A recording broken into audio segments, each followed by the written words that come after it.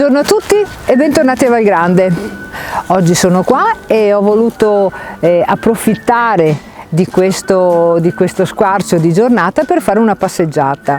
Sono curiosa di vedere se trovo qualche tana, degli animali che scorrazzano liberi nella nostra azienda, perché qui a Valgrande c'è una zona definita tecnicamente area di ripopolamento, cioè sono zone dove non è possibile cacciare, per cui è frequentissimo vedere qualche lepre che cammina nei nostri campi o verso sera vedere anche qualche fagiano che svolazza o che corre lungo i nostri sentieri di campagna.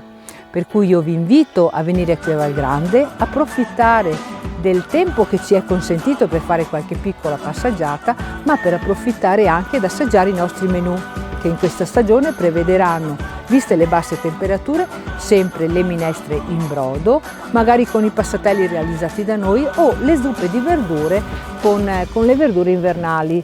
Però non solo questo, ma si possono gustare anche le paste all'uovo con i condimenti a base di carne o di verdure.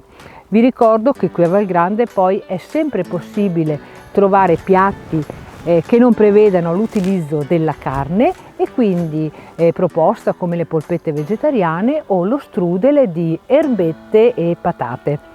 Se siete curiosi di assaggiare i nostri menù, vi invito a prenotare il vostro tavolo, ma vi ricordo anche che noi siamo sempre pronti e disponibili per preparare il vostro cibo da asporto.